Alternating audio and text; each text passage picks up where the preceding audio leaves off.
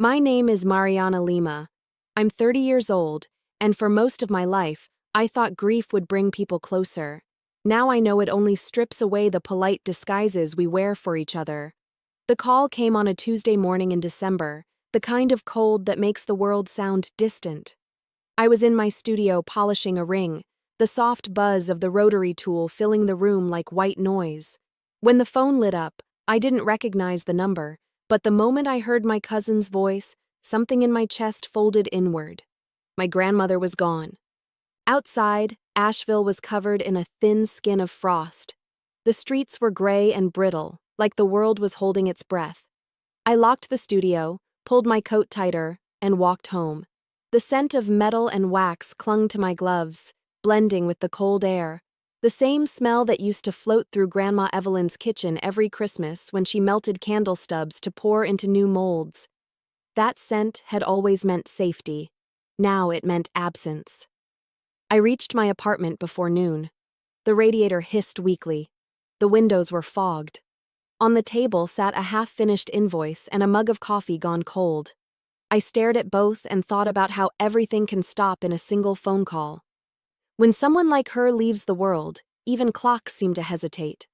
I kept remembering the last time I saw her. Late autumn, her hands trembling as she polished a pendant for me to finish. She told me the trick to soldering silver was patience. Heat it too fast, and it breaks. I had smiled, thinking she was talking about jewelry. Now I understood she was talking about people. The funeral was 3 days later. The sky hung low over the church, heavy with the threat of snow that never quite fell. Inside, the light filtered through colored glass, soft and uneven. I stood near the back, coat still buttoned, watching my sister Victoria glide between mourners with practiced grace. Her face was a performance, sorrow arranged neatly for display. I felt invisible, and maybe that was easier. When the service ended, people spoke in murmurs about inheritance, about legacy, about the house on Maple Hill that had been in our family for generations. I tried not to listen, but every word felt like a pin pressed against my skin. I stayed long enough to place a small silver pendant on the coffin, the last piece Evelyn and I made together. My hands didn't shake, but something inside them did. That night, I scrolled through my phone and saw a post from Victoria, a photo of her holding Grandma's portrait, eyes downcast, captioned, "She left me everything, even her strength." The words were elegant, deliberate, final. I stared at them until the screen dimmed. The sentence didn't sound like grief, it sounded like ownership.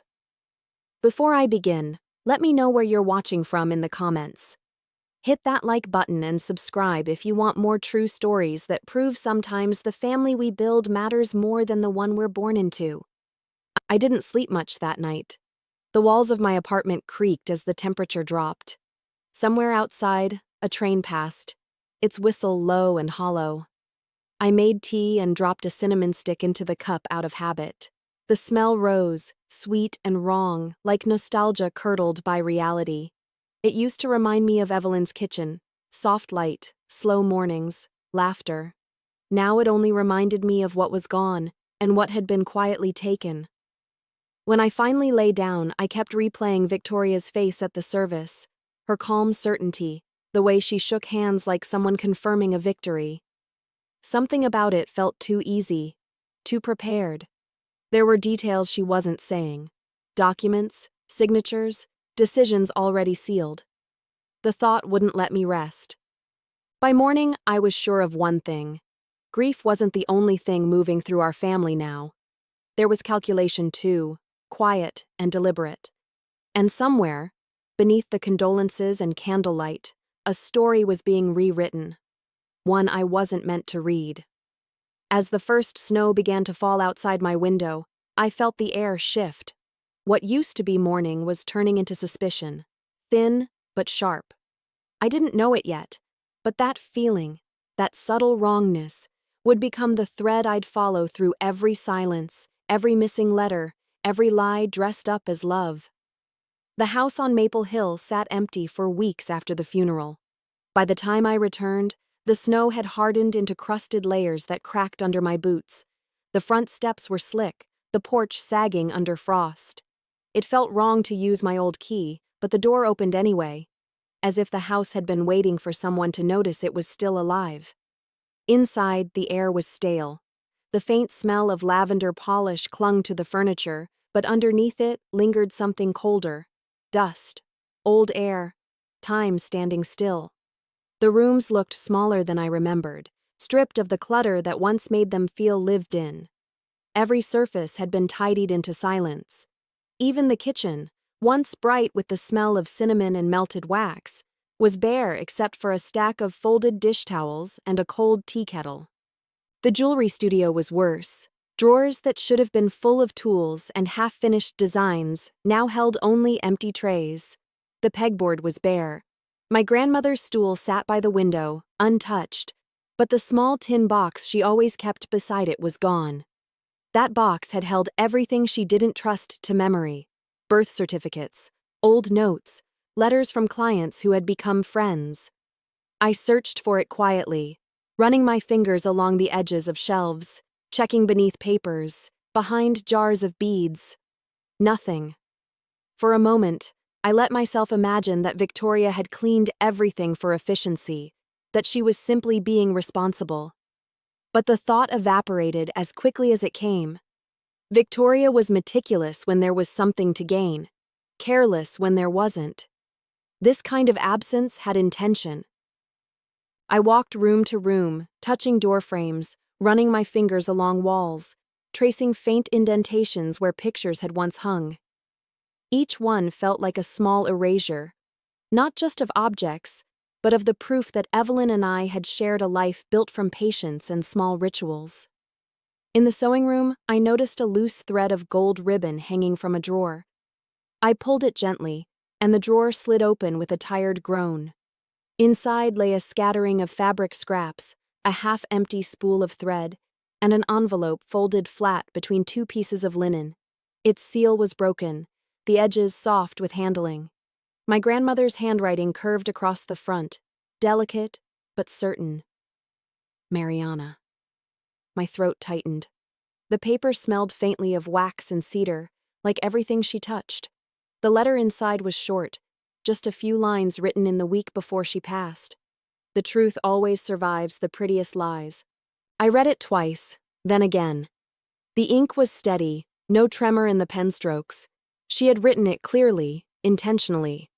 My grandmother wasn't the kind to waste words. For a long moment, I just stood there, staring at the single sentence. The house creaked in the wind, the quiet pressing close around me. I thought about the will, about Victoria's calm face at the funeral, about the missing tin box that had always held important things. I thought about what Evelyn had meant by the prettiest lies. Outside, the light was fading. I walked through the house one last time before locking the door.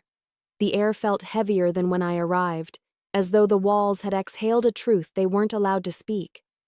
When I reached my apartment later that night, the smell of cinnamon clung to my coat. I didn't remember touching anything that could have carried it. Maybe it was just memory. Maybe it was warning.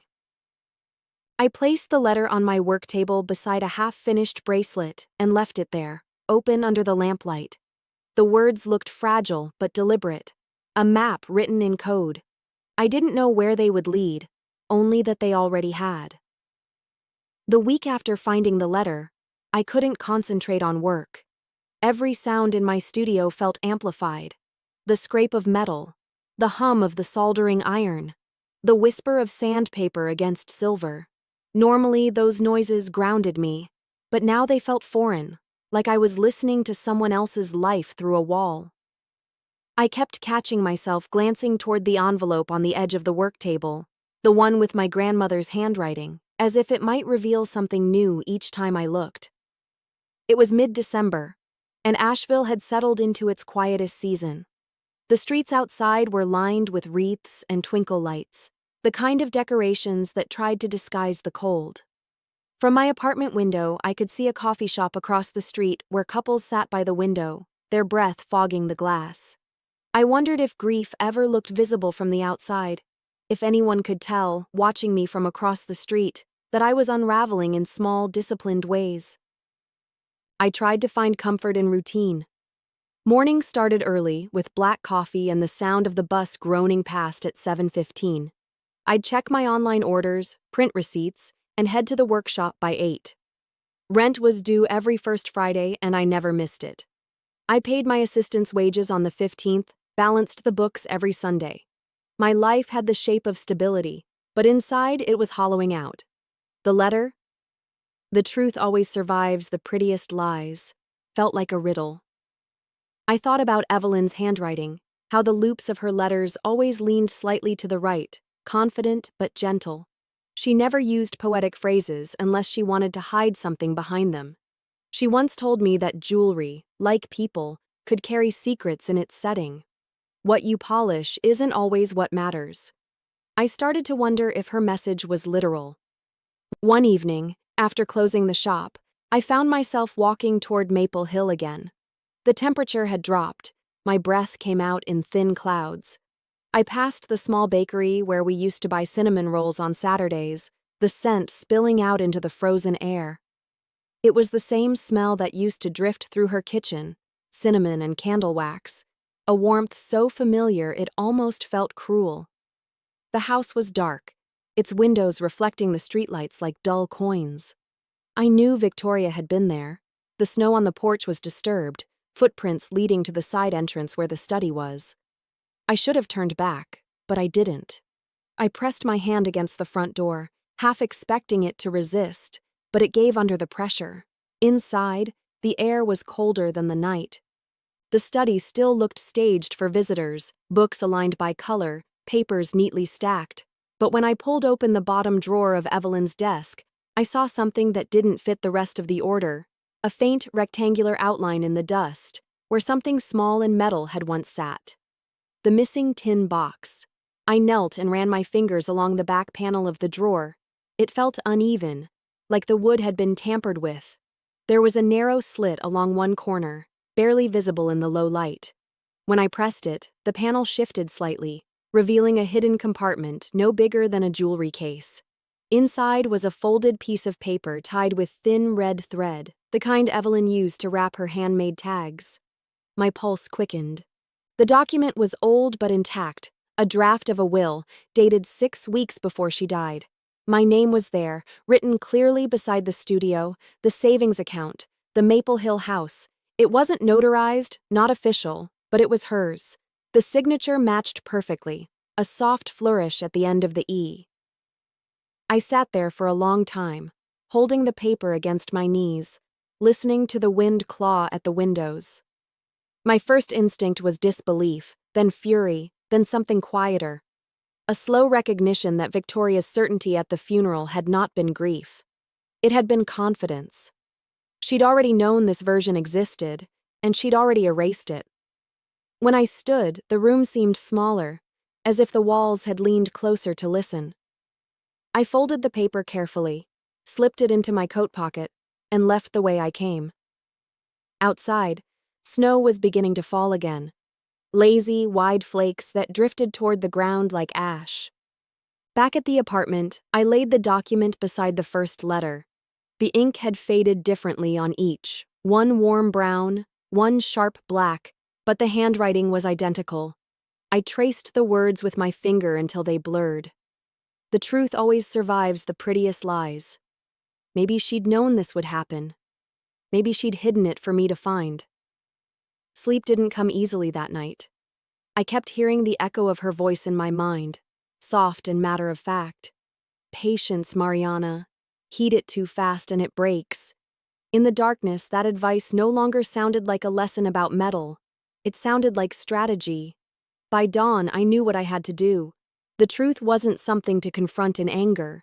It was something to unearth carefully, to polish until it caught the light on its own. I didn't want to fight Victoria. I wanted her to face what she'd buried, in her own time, in front of everyone who'd believed her. The plan didn't have shape yet, only intention. But as the first sunlight spilled over the frozen roofs, turning the frost to silver, I felt a strange calm settle over me. It wasn't peace. Not yet. It was the clarity that comes before motion, the moment when revenge stops being an idea and becomes a direction. The days that followed felt suspended between two worlds, the one I lived in and the one that had been quietly rewritten without me. I carried the letter and the draft of the will everywhere I went, folded neatly inside a leather notebook I used for sketching. It felt less like evidence and more like a heartbeat, something fragile that reminded me I hadn't imagined the years of connection between Evelyn and me. The proof was real, it had simply been buried. Work became my alibi. My assistant Clara noticed how distracted I'd been, but she didn't ask questions. She only said softly that business always slowed down around Christmas and suggested I take a few days off. I nodded, pretending to consider it. The truth was, I needed the time, not to rest, but to think. At night, I spread the documents across my small kitchen table.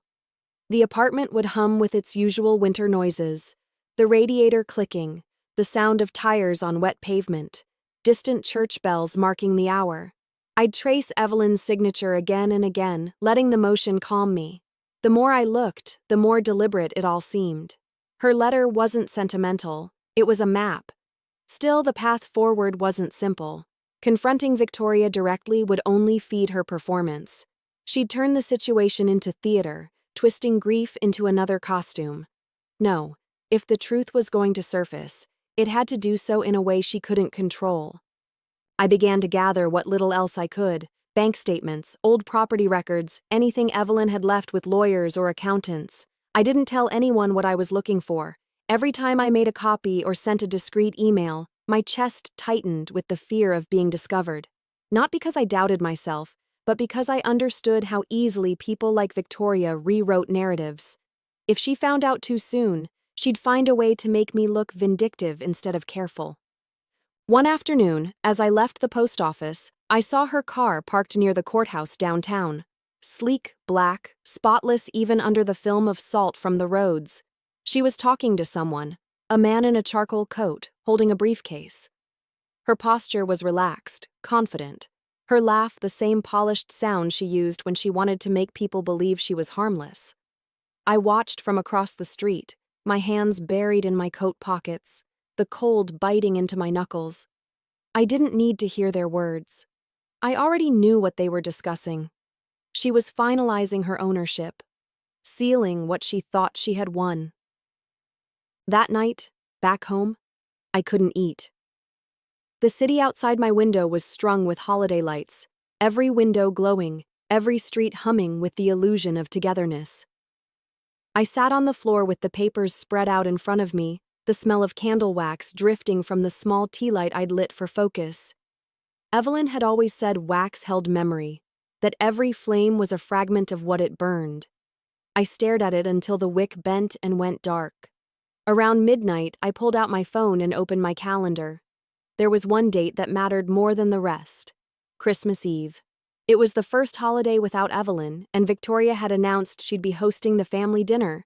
She'd chosen the same night Evelyn used to gather everyone. Same dishes, same timing, even the same tablecloth probably. The symbolism wasn't subtle. It was a performance of legacy, staged to prove her inheritance meant continuity. That was when the plan took form, not through anger, but precision. The truth wouldn't be shouted. It would be revealed, as Evelyn would have done it, with quiet elegance.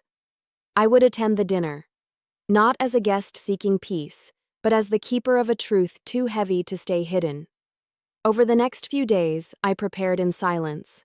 I made high-resolution copies of the letter and the draft will, sealed the originals in a small fireproof envelope, and locked them inside a safe deposit box at the local bank. I didn't want to risk losing them in a confrontation. The copies I folded carefully into a slim envelope with Evelyn's handwriting photocopied onto the front, a small touch of authenticity. I spent the rest of that week working like someone trying to outrun her thoughts. I crafted new pendants, cleaned the studio, restocked supplies. Everything gleamed, everything in its place. But underneath the order, I felt the tension of something inevitable approaching, the weight of proof pressing against my ribs. On the evening of the 22nd, I took the bus home under a sky that looked bruised with snow. Through the fogged window, I could see families rushing with shopping bags, couples laughing, lights reflecting on wet asphalt. I felt both part of it and entirely apart. My reflection in the glass looked older than it had a month ago, less soft, more certain. At home, I poured a glass of red wine and sat on the couch, the letter open in my lap again. The words seemed to glow under the lamplight. The truth always survives the prettiest lies. It wasn't comfort. It was instruction. I realized then that revenge wasn't something I wanted to commit. It was something that had already begun the moment Victoria chose deceit over decency. I didn't have to create a spectacle. All I had to do was step into the space she thought was hers and let the truth stand beside her. It would do the rest. Outside, snow began to fall in steady lines, the wind carrying the scent of pine from the mountains. I sat there, listening to the soft hush of it against the glass, feeling the calm that comes before a storm. In 2 days, the house on Maple Hill would be full again. Laughter, wine, the clinking of cutlery against porcelain. And when that moment came, I would finally let the silence speak louder than her lies. The morning before Christmas Eve arrived brittle and gray. The city looked frozen mid-breath. Smoke curling from chimneys, people moving quickly through the cold like they were afraid to linger in it. I woke early, long before sunrise, and sat by the window with a mug of coffee that went cold before I could drink it. The street below was quiet except for the hum of the bus that passed at 6:45, headlights sliding over the frost on my glass. I thought about how many winters Evelyn and I had spent together, the small rituals we built, lighting candles before breakfast, slicing oranges for tea, laughing at how the wax sometimes spilled onto the tablecloth like melted snow. Those mornings felt impossibly far away, and yet the smell of cinnamon still clung to me, as if the past refused to let go. I tried to work that morning, polishing a pendant I'd been meaning to finish, but my focus fractured every few minutes. I kept seeing the image of Victoria's post. She left me everything, even her strength. It wasn't the sentence that haunted me anymore. It was the confidence behind it. I realized how many years she'd been training for this, shaping her image, learning exactly how to perform affection when it benefited her. People like Victoria never take what isn't theirs by accident. They study the silence around them, and when no one speaks, they fill it with their version of the truth. By noon, the decision was final. I would go to the Christmas dinner, not as a spectator, not as the quiet sister in the corner, but as someone who carried proof. I'd hidden the real documents safely away, but the copies were tucked into a small velvet pouch, the kind Evelyn used to store finished necklaces. I slipped it into my bag like a talisman. It felt lighter than it should have, almost weightless, the way certain kinds of resolve can be. The hours that followed passed slowly. I cleaned the apartment, organized receipts, even scrubbed the sink. All the meaningless rituals people do when they're waiting for something irreversible. Outside, the afternoon light stretched long and thin across the snow, the kind of pale gold that makes everything look softer than it really is. By evening, I stood in front of my mirror, trying to decide what to wear. I didn't want armor, I wanted calm. I chose a simple black dress and a thin silver chain. One Evelyn had made the year I turned 20. It caught the light when I moved, subtle but deliberate. I brushed my hair back, applied lipstick the color of winter berries, and slipped on my coat. When I locked the door behind me, the sound echoed like punctuation. The drive to Maple Hill was silent, except for the crunch of tires on icy roads.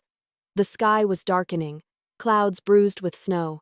I passed houses dressed in strings of warm light, silhouettes of trees heavy with ice. When I finally turned onto the old gravel path leading to the house, I saw cars already parked along the drive. Cousins, uncles, neighbors. The windows glowed gold through the frost. For a moment, I hesitated. I hadn't been inside that house since the day of the funeral. But I forced myself to step forward, my boots breaking through the thin crust of snow. At the porch, I could hear music. soft piano carols, carefully chosen. I knew immediately that Victoria had orchestrated every detail, right down to the playlist. When I walked inside, the warmth hit me like a wave. The scent of pine and roasted meat filled the air. Laughter rippled through the great room. Heads turned, smiles flickered, polite and uncertain. My sister stood near the fireplace in a crimson dress, her glass raised mid-gesture. For the briefest second, her expression faltered. Not shock exactly, but recognition that the story she had written for the evening was about to change. She greeted me with the kind of composure that photographs well. I responded with a nod, the kind that ends conversations before they begin. I could feel the tension ripple quietly beneath the surface of every interaction. Relatives offering cautious hugs, unsure whether they were crossing invisible lines. I moved through the room slowly, absorbing the scene. Every decoration, every dish, every word was curated to announce control. But control is a fragile thing. It trembles when truth enters the room. Dinner was served at 8. The table stretched long under the chandelier, candles flickering in tall glass holders. I took a seat at the far end, the place once reserved for Evelyn. The irony wasn't lost on me. I watched Victoria glide through the motions of hosting, pouring wine, performing generosity. Her voice carried easily over the conversation, the practiced rhythm of someone used to being the center. Halfway through the meal, the air shifted. Someone mentioned Evelyn's name, a cousin recalling how she used to knit scarves for everyone each winter. The room softened for a moment. I could almost feel my grandmother's presence, the smell of wax, the warmth of her hands guiding mine over a workbench. Then Victoria spoke, saying how grateful she was to have inherited not just the house, but the legacy of care. The words landed heavy, too heavy to swallow. Something inside me stilled. I reached into my bag, feeling the texture of the velvet pouch. The decision rose not like anger, but like gravity. Slow, inevitable. I didn't say a word. I simply placed the envelope on the table beside my plate, the corner just brushing the edge of the candlelight. The red thread binding it caught the glow and shimmered faintly. No one noticed at first. Then my aunt, seated nearby, leaned in, curiosity blooming. Her eyes widened slightly as she read the familiar handwriting on the front. Evelyn's name. Her signature. The conversation around the table began to falter, one voice at a time. I didn't speak. I didn't need to. The silence that followed was absolute, the kind that swallows music, breath, and pretense all at once.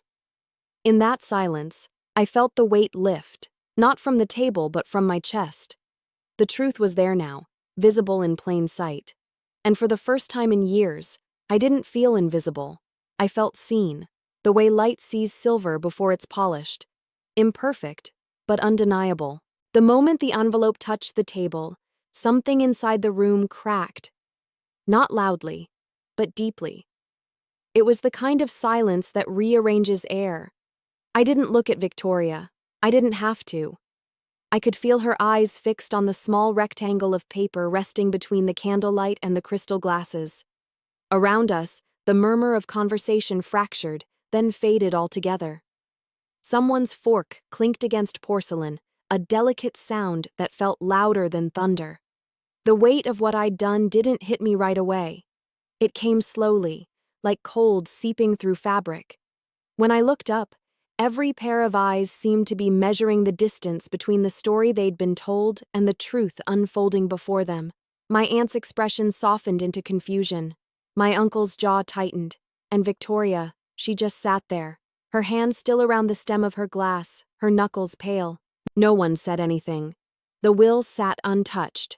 A single draft of paper folded carefully, quietly undoing months of deception. I didn't speak either. I let the truth breathe on its own. Dinner resumed in fragments.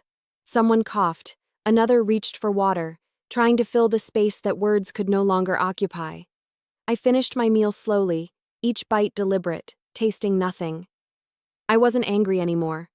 Just emptied out, like the silence after a storm, when even the wind seems unsure if it should start again. When the plates were cleared, I stood and thanked Victoria for dinner. My voice was calm, almost detached. I slipped on my coat, buttoned it at the collar, and walked toward the door. Behind me, I heard my aunt whisper my name, not in reproach, but disbelief. I didn't turn around. Outside, the night had deepened into that quiet kind of darkness that snow seems to hold in its folds. The air smelled faintly of pine and smoke from nearby chimneys.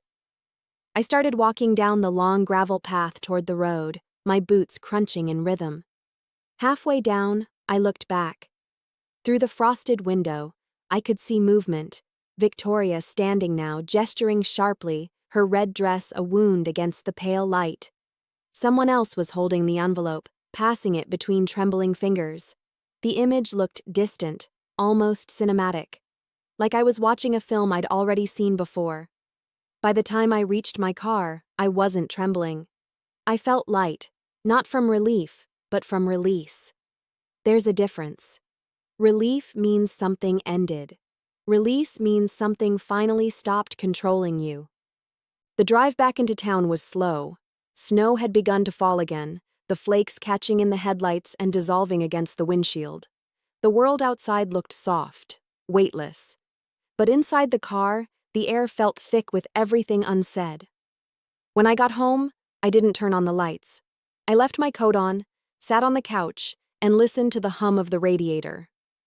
My phone buzzed once. A message from Clara wishing me Merry Christmas, and another from a number I didn't need to check. I knew it was Victoria. I turned the phone face down on the table and let it ring again in silence. Hours passed that way. The candle I'd left burning earlier had melted into a pool of wax on the counter, thin smoke curling upward in ribbons. The smell filled the room, not sweet this time, but bitter, almost metallic. The same scent Evelyn's studio carried when the wax overheated. For years, that smell had meant creation. Now it meant undoing.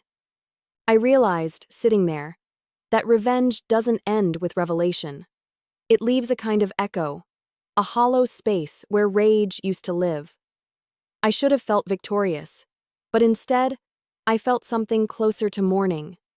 Not for Victoria, and not even for what she'd taken, but for the family that might have existed if truth had mattered sooner. By dawn, I still hadn't slept. The snow outside was unbroken. The city hushed. I stood at the window, watching the faint glow of streetlights blur through the frost. The world looked distant, muffled, like sound underwater. I thought of Evelyn's voice, soft but firm, telling me that fire could purify or destroy. The difference was in how long you held it. That morning, I packed a small bag. I didn't leave a note.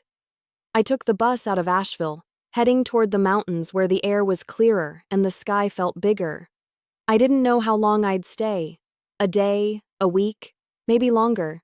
I only knew that I needed to be somewhere the silence didn't sound like consequence, but recovery. As the bus climbed the winding road, the city disappeared behind me. The smell of cinnamon from a passenger's coffee drifted through the aisle. It hit me unexpectedly. The same scent that once meant home, now gentler somehow, stripped of memory. I closed my eyes and breathed it in, not as something lost, but as something that could finally belong to me again. Outside, the snow kept falling, erasing tracks, softening edges, making everything look almost new. The cabin I found sat deep in the Blue Ridge Mountains, a small rental that smelled of cedar and old books. It had one bedroom, a wood stove, and a window that looked out toward the ridge where clouds gathered like breath. The owner, an older man who lived in town, left the keys under a stone by the porch. When I stepped inside, the silence felt unbroken, not empty, but clean, like a page that had waited too long to be written on. For the first time in months, I didn't check my phone. I left it in my bag, turned off, as if silence could finally be trusted. The days passed in a slow rhythm. I chopped wood in the morning, walked the frozen paths by noon, and read under the amber glow of the stove at night. There was a kind of peace in repetition, in knowing exactly what came next. The first few nights, I still dreamed of the house on Maple Hill. I'd see the dining table, the envelope, Victoria's face flickering between fury and fear.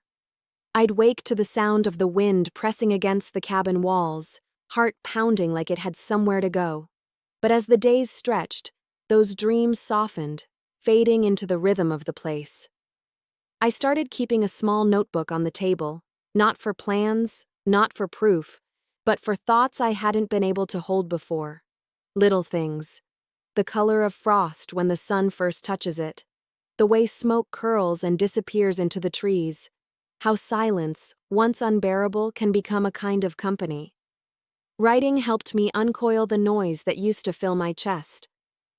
By the end of the first week, I realized I hadn't spoken aloud in nearly 2 days. My voice felt foreign when I finally did, rough, but steady. I made tea with cinnamon sticks I'd brought from home, the same kind Evelyn used to stir into her morning coffee. The smell filled the cabin, but it didn't sting anymore. It felt reclaimed, like memory rewritten in softer ink. One afternoon, while gathering wood behind the cabin, I found a silver pendant buried half under the snow, a simple shape, tarnished, probably lost by another traveler years ago. I brushed it clean, turning it over in my palm. It caught the light faintly, a dull reflection of the sun. For a moment, I thought of Evelyn again. How she'd said silver always remembers the warmth of the hand that shapes it. I slipped it into my pocket, not as a keepsake, but as a reminder. Even what's been buried can shine again. The days blurred into one another. I stopped counting them. The world outside felt distant. No family calls, no questions, no accusations. I imagined the conversations happening without me. Victoria trying to repair her narrative, my relatives caught between confusion and quiet understanding. But for once, I didn't need to know how the story was unfolding. The truth had already done its work. There were moments when the solitude felt heavier. At night, when the fire dimmed and the cold crept closer. But even then, the quiet had its own language.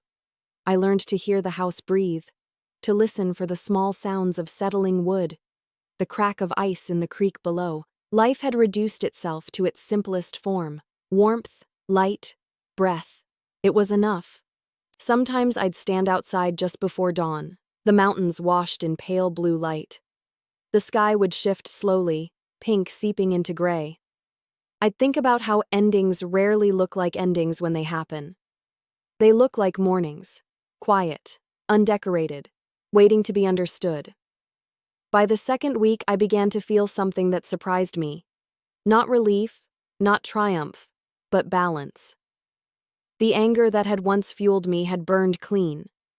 What remained was smaller, steadier, like silver cooled after flame.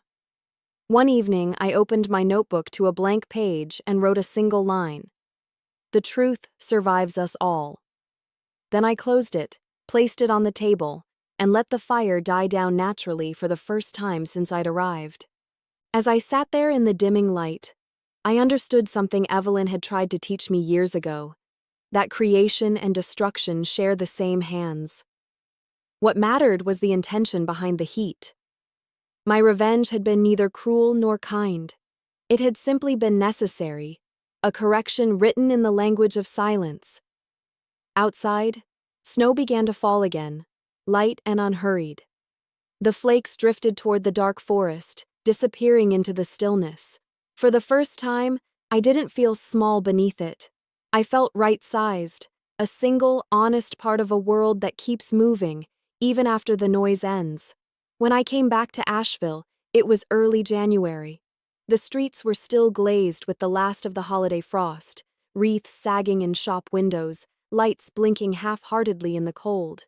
Everything looked the same, but it felt rearranged, as if the city itself had shifted a few degrees while I was gone. I carried only a duffel bag and the notebook from the cabin, pages filled with small, unpolished truths. My studio had been closed for almost 3 weeks. The air inside was sharp with dust and metal, familiar, grounding. I turned on the space heater, listened to its low hum, and stood by the workbench for a long time before touching anything. My tools were exactly where I'd left them. A half-finished pendant sat in the vise, the solder line waiting to be completed. It was strange how life pauses so obediently when we step away, only to resume the moment we return. That first day back, I didn't work. I cleaned instead, the kind of slow, methodical cleaning that isn't about tidiness but reclaiming presence. I wiped the counters, polished the display cases, and threw out wilted plants that hadn't survived my absence. By evening, the place looked alive again. I opened the window for a few minutes to let the cold air in. The wind carried the faint scent of cinnamon from the bakery across the street. I smiled without meaning to. News of the Christmas dinner had already moved through the family, but I didn't seek it out. Information found me in fragments: a cousin's text, an aunt's voicemail, all speaking in careful tones. There was confusion, tension, questions. No one said Victoria's name directly, but it floated in the pauses.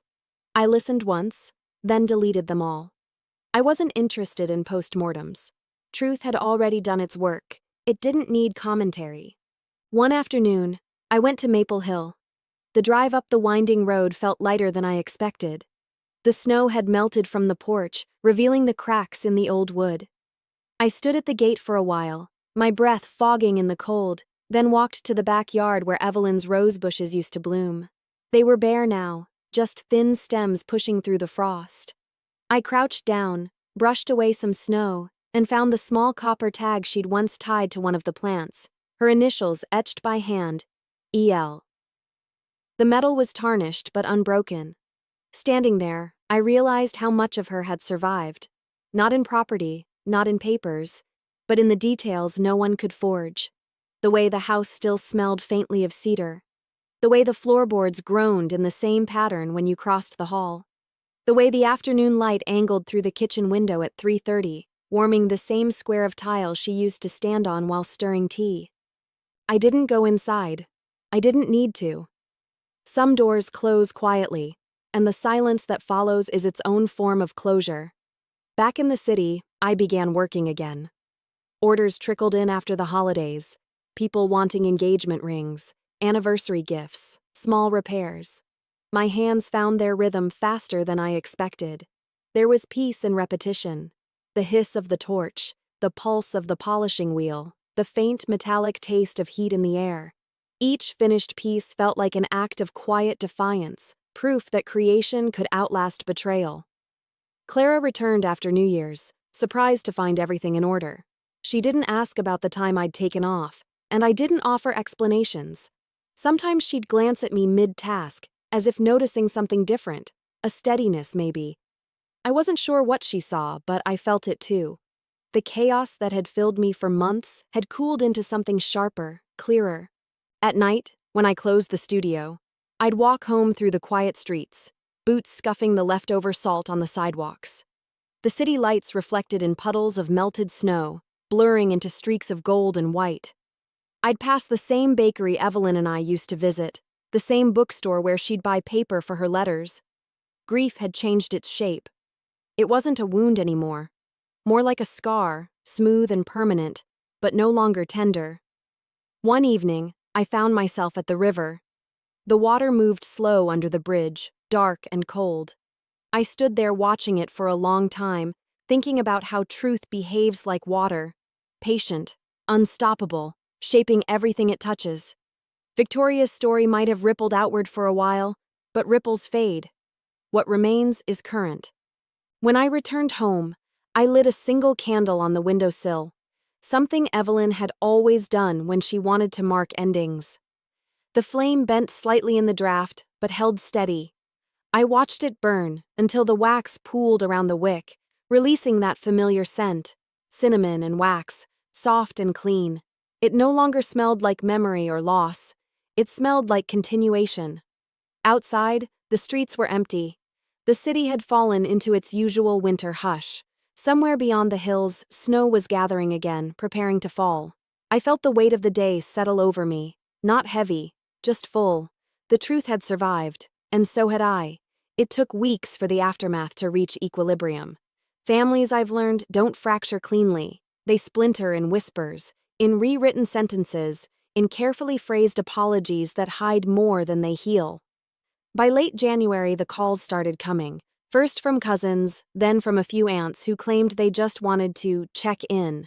Their voices carried that delicate mix of sympathy and curiosity, the tone people use when they want to witness a wound without touching it. I kept my responses brief. I said I was doing fine, that work was steady, that I hoped everyone else was well. None of it was a lie, but none of it was the whole truth either. The truth was, I hadn't spoken to Victoria since that night. Not a word, no message, no call. Just silence, vast and clean. At first it felt strange. The absence of conflict, the stillness where her presence used to live like a storm cloud. But as the days lengthened, that quiet became its own form of clarity. It was the sound of air returning to a space that had been suffocating too long. I sometimes wondered what she told people. Maybe she said I was ungrateful, or vindictive, or lost in grief. Maybe she painted herself as misunderstood, the victim of confusion. It didn't matter. Stories like hers always collapse under their own weight. They depend on performance, on constant validation, and eventually, the audience moves on. I kept my life small and deliberate: work, home, walks by the river. I learned the rhythm of solitude, how to fill evenings with music instead of noise, how to let a day pass without checking my phone, how to cook just enough food for one without feeling the ache of it. There's a strange peace in realizing that quiet doesn't need to be cured. Still, there were moments when the ache returned, soft but insistent. Sometimes it happened when I caught the smell of cinnamon drifting from a cafe, or when I saw sisters walking together on the street, their laughter tangled in the cold air. It wasn't envy.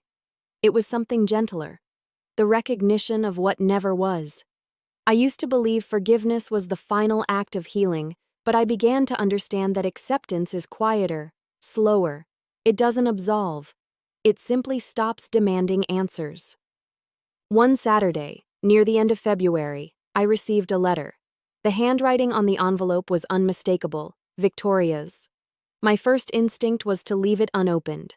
I placed it on the kitchen counter and tried to go about my day, but its presence followed me like a sound I couldn't unhear.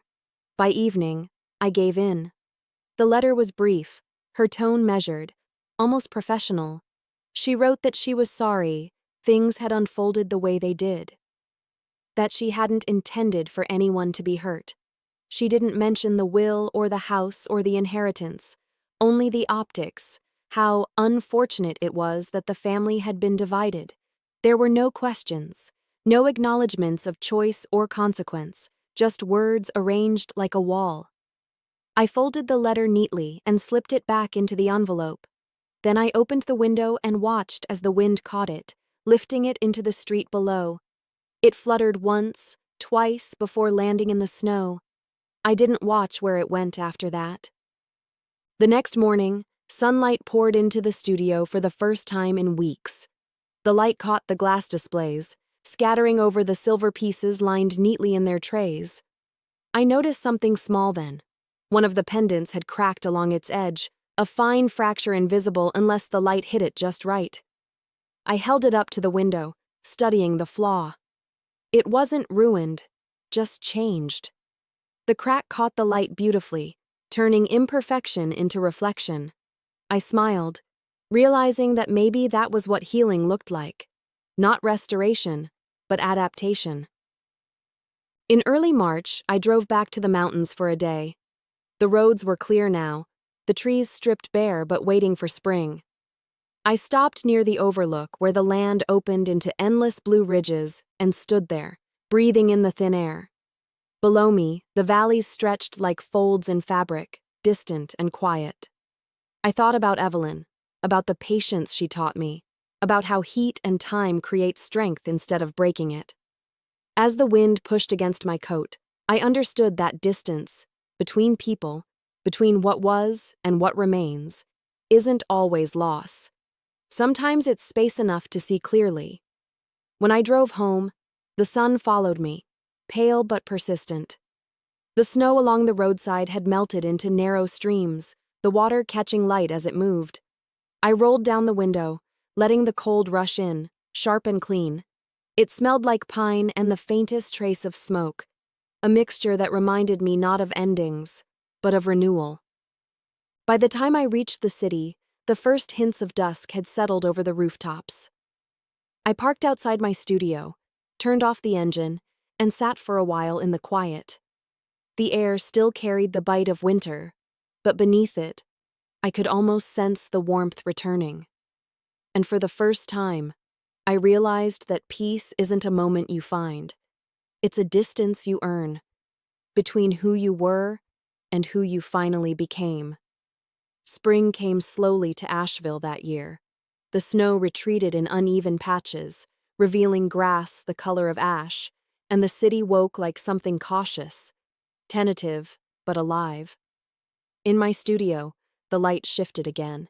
It poured through the windows longer each day, brushing against the silver pendants on the display table, turning them warm for a moment before the sun slipped away.